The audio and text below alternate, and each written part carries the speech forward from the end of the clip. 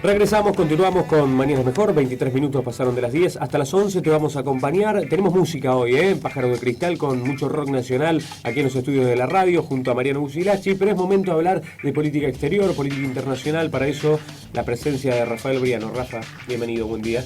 ¿Todo bien? Es una forma de decir, ¿no? Es una forma de decir, pero bueno, hay que estar adentro, del otro lado, escuchando colbhd.com.ar. Para escuchar esta información que tenemos ahora, como por ejemplo las muertes que están suscitándose en Norteamérica, en los Estados Unidos, teniendo en cuenta que el racismo nunca se fue, a pesar que hay un presidente de raza negra. Parecía que no iba a haber racismo, parecía que iba a desaparecer, sin embargo está más presente que nunca, a tal punto que se siguen manifestando los ciudadanos allí en Estados Unidos por el racismo que está más presente que nunca.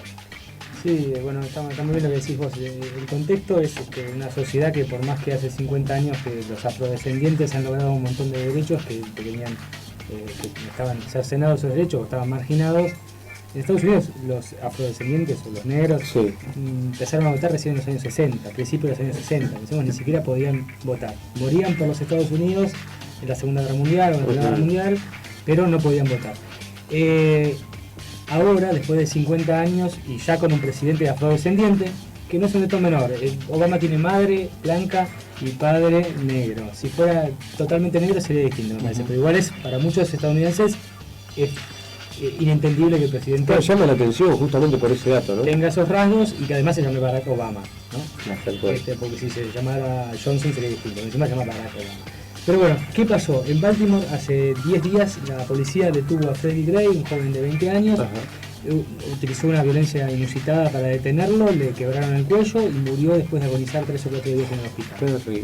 El lunes pasado fue el funeral y empezaron a generarse protestas masivas en la ciudad de Baltimore y saqueos a supermercados, saqueos a tiendas, incendios de bancos. La policía reprimió con gases lacrimógenos, se quedó desbordada, tuvo que mandar la Guardia Nacional, Barack Obama, para restablecer la calma. 5 días de toque de queda, ahora lentamente está volviendo la calma a la ciudad de Baltimore. ¿Qué es lo que hay detrás de todo eso? Bueno, como decíamos antes, una sociedad de segregación social y racial, sobre todo, donde, te digo un par de datos, por ejemplo, Estados Unidos es el país con más presos del mundo. Tiene alrededor de 2.300.000 presos, ¿ya? 2.300.000 presos, los cuales entre el 40 y el 50% son afrodescendientes, otro 10-15% son latinos. Y muchos de los afrodescendientes, de los negros, son detenidos por delitos menores. Si un blanco tiene un porro, no es detenido. Si un negro tiene un porro, es detenido y encarcelado.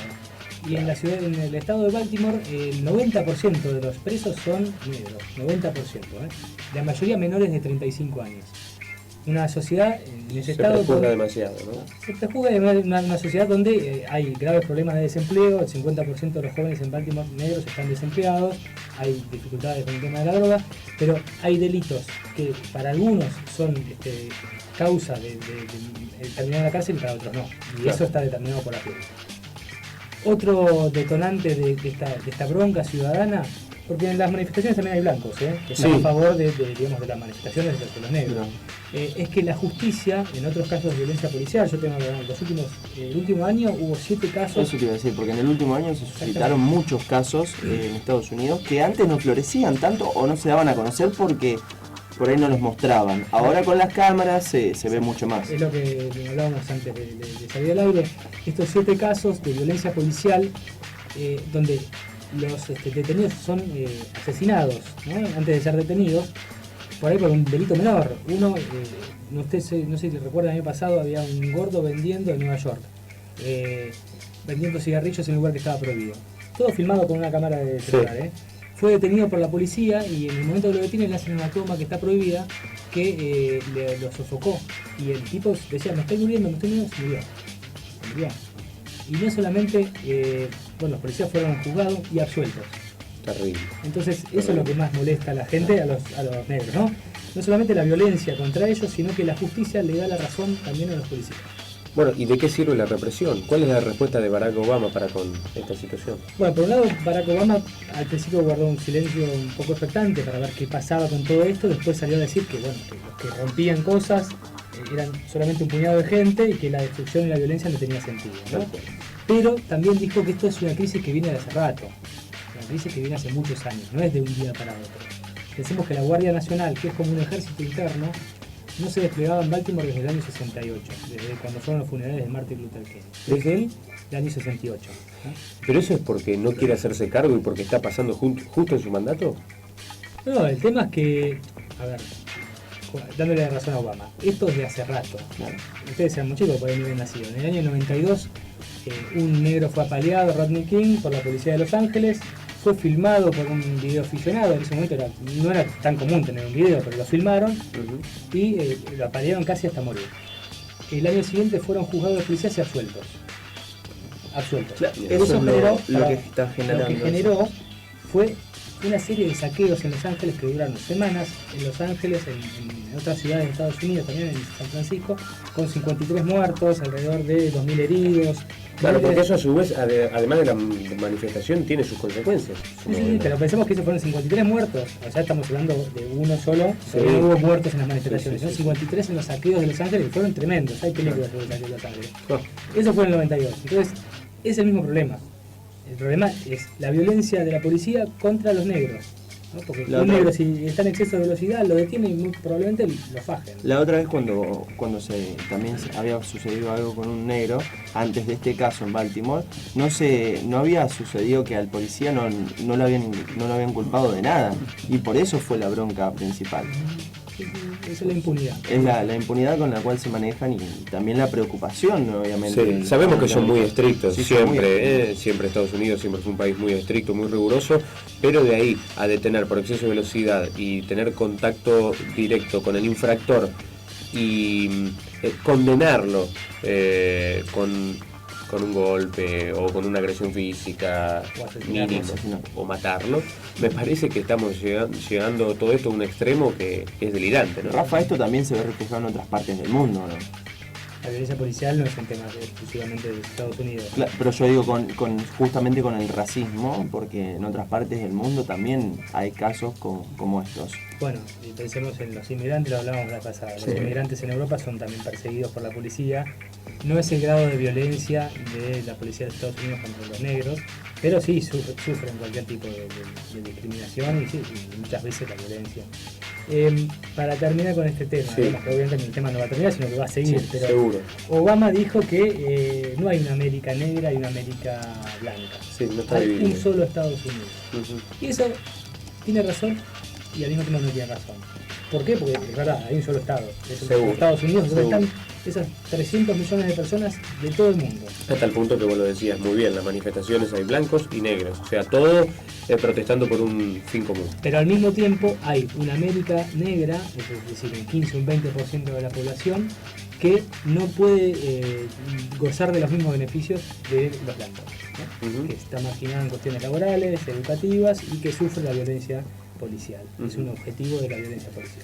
Bueno, de esto imagino que vamos a seguir hablando la próxima semana también, pero ¿hay más información? ¿Tenés más data? Bueno, el otro dato la información que marcó toda la agenda internacional estos últimos días fue el tremendo terremoto ocurrido en Katmandú, entre Katmandú y Pokhara, dos ciudades de Nepal, que prácticamente devastó gran parte del país. Se está hablando hasta el momento de alrededor de 10.000 muertos, la cifra puede ser mucho mayor.